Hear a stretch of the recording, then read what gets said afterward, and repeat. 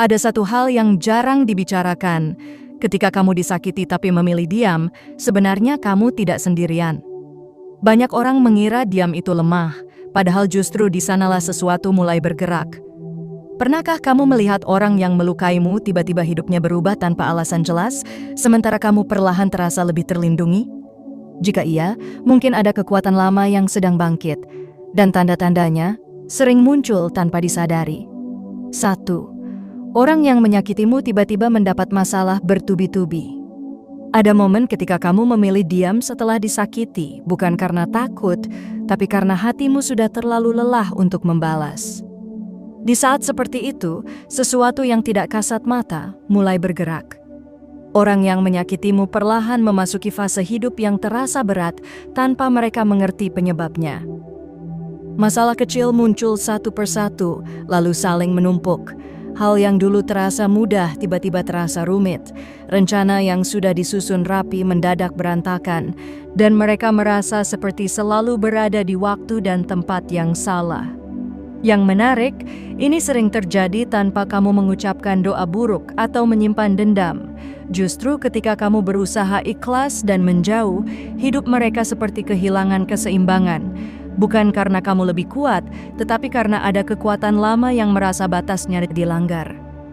Leluhur, energi penjaga, atau apapun yang menaungimu, seolah memberi peringatan halus bahwa kamu tidak boleh diperlakukan sembarangan.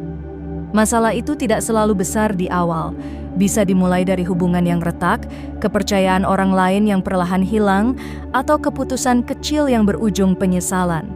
Semakin lama, mereka merasa tertekan tanpa tahu harus menyalahkan siapa. Sementara itu, kamu mungkin heran, karena tanpa berbuat apapun, keadilan seperti berjalan dengan caranya sendiri. Dan disitulah letak tanda pertama, saat hidup mulai berbicara lebih keras daripada kata-kata. Kemudian tanda yang kedua, mereka merasa gelisah tanpa sebab. Setelah menyakitimu, ada fase di mana hidup mereka terlihat berjalan normal di luar, namun kacau di dalam. Mereka sulit tidur, pikirannya tidak pernah benar-benar tenang, dan hati terasa gelisah meski tidak ada masalah besar yang sedang dihadapi. Perasaan ini datang tiba-tiba, sering muncul saat mereka sendirian, atau ketika malam semakin sunyi. Ada rasa tidak nyaman yang sulit dijelaskan, seolah ada beban tak terlihat yang menekan dada mereka. Gelisah ini bukan sekadar rasa bersalah biasa, bahkan orang yang merasa tidak salah apa-apa bisa mengalaminya. Pikiran mereka terus kembali pada kejadian saat kamu disakiti, meski mereka mencoba mengabaikannya. Semakin mereka menghindar, semakin kuat rasa itu muncul. Seolah ada pengingat halus yang terus mengetuk kesadaran mereka, memaksa untuk menyadari bahwa ada batas yang telah mereka langgar. Yang membuatnya terasa berbeda, kegelisahan ini tidak bisa dihilangkan dengan hiburan, tawa, atau keramaian.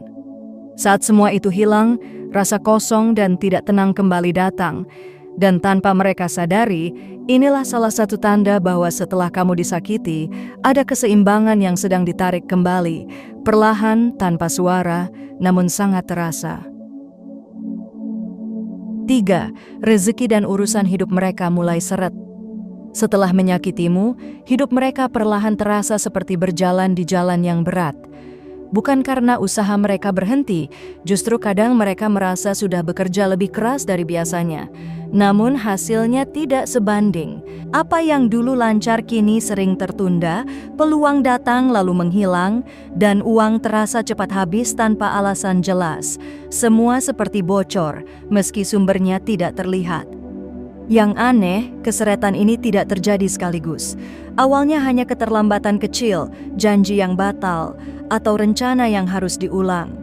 Lama-kelamaan, rasa frustasi muncul karena apapun yang mereka sentuh seolah tidak mau berkembang. Mereka mulai mempertanyakan diri sendiri, merasa sial, atau menyalahkan keadaan, tanpa menyadari bahwa ada energi yang sedang ditahan.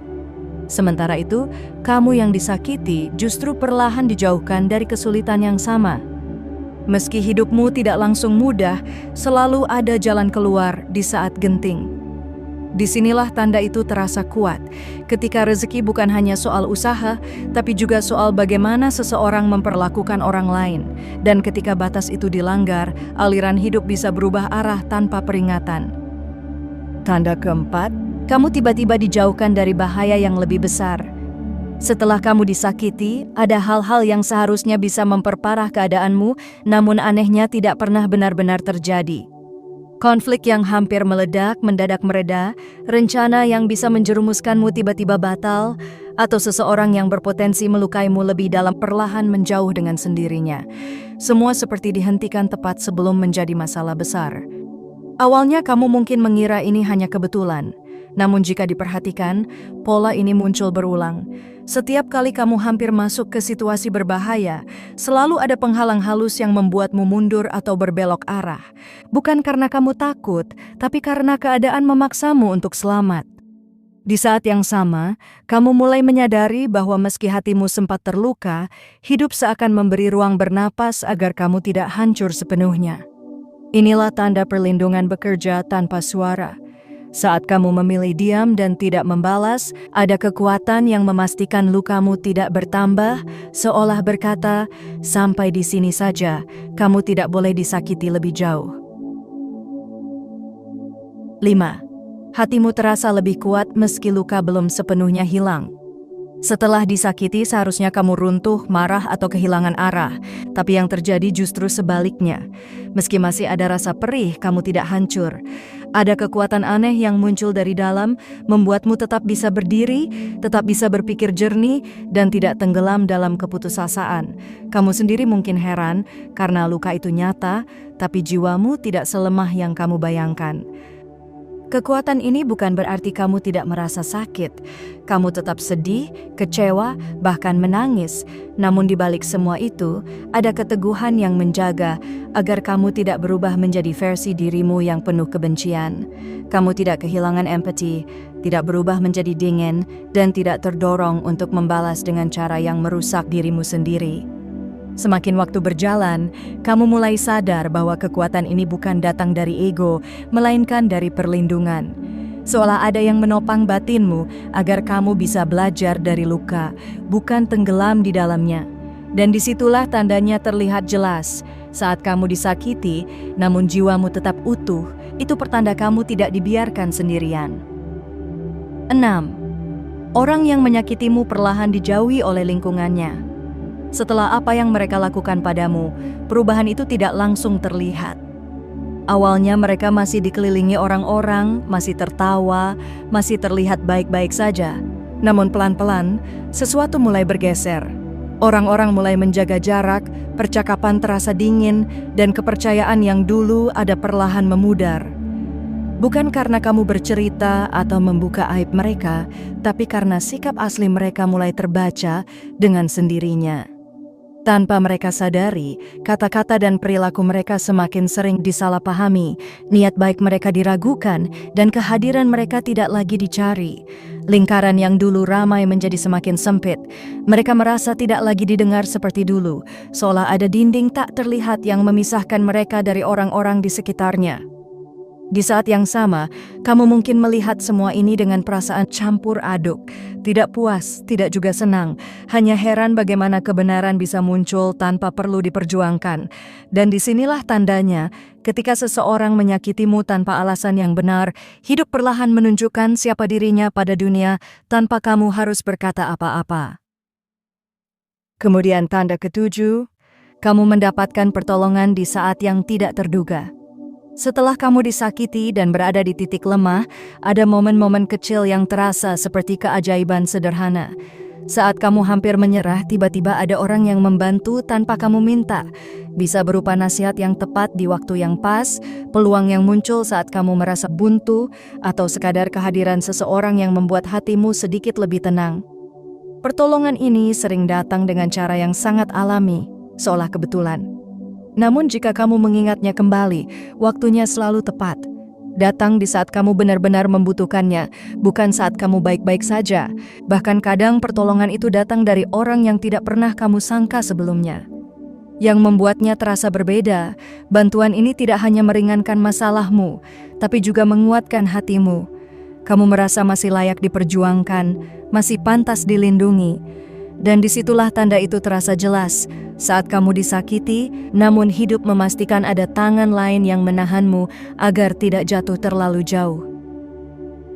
8. Perasaan dan intuisimu menjadi jauh lebih tajam. Setelah kamu disakiti, ada perubahan halus dalam cara kamu merasakan sesuatu.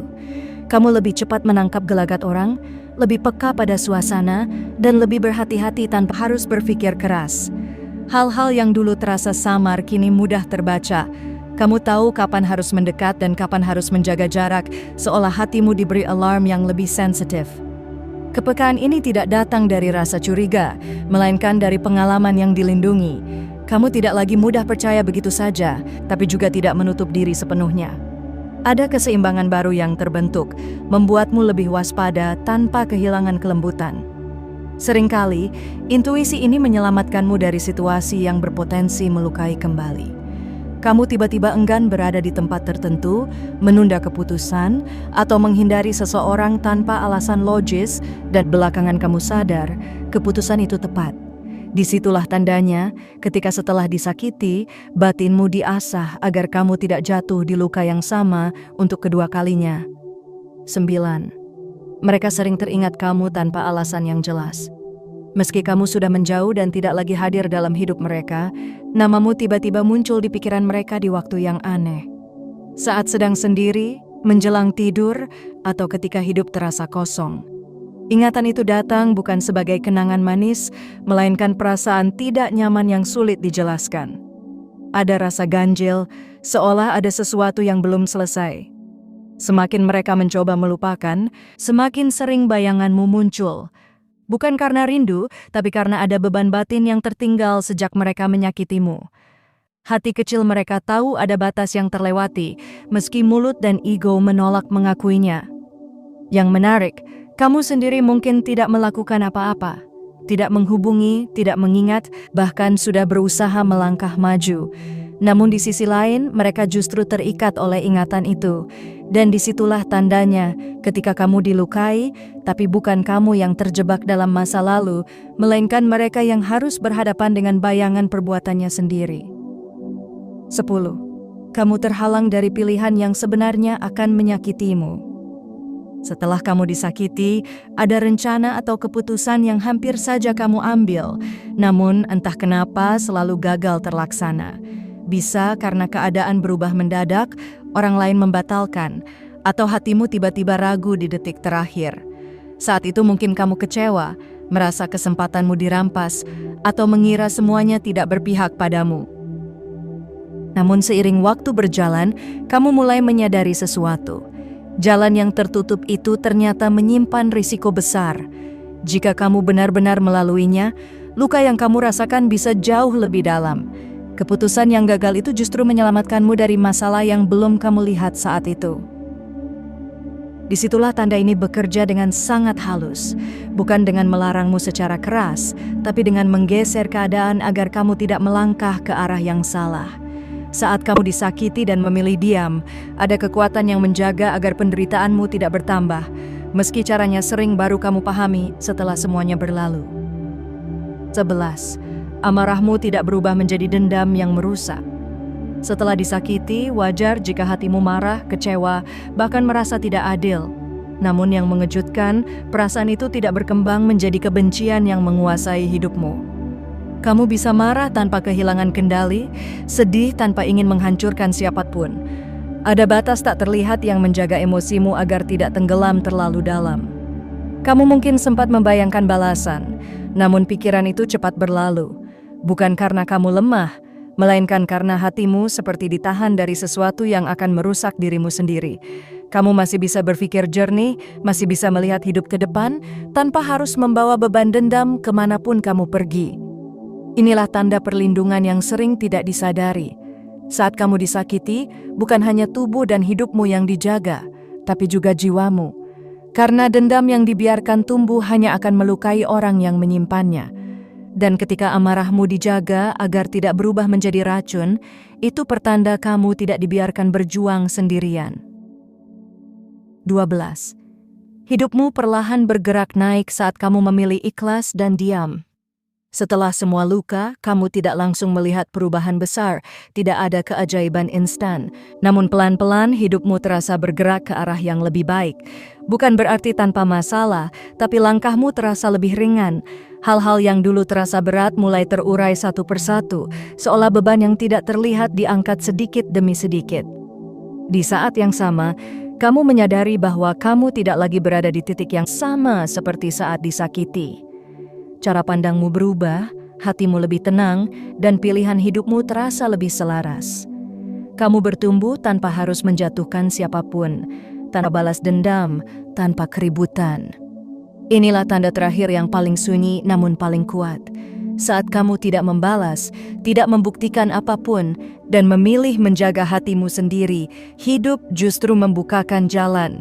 Dan di sanalah terlihat jelas, ketika kamu disakiti, ada kekuatan lama yang memastikan lukamu tidak sia-sia, dan perjalananmu tetap bergerak ke atas. Pada akhirnya, tidak semua luka harus dibalas dengan suara keras atau tindakan yang menyakitkan. Ada luka yang justru menjadi pintu bagi perlindungan yang lebih besar. Ketika kamu memilih diam, menjaga hati, dan tidak membiarkan dendam menguasai dirimu, sesuatu yang lebih tua dan lebih bijak bekerja tanpa terlihat. Jika kamu merasakan tanda-tanda ini dalam hidupmu, ingatlah satu hal, kamu tidak selemah yang orang kira, dan kamu tidak sendiri.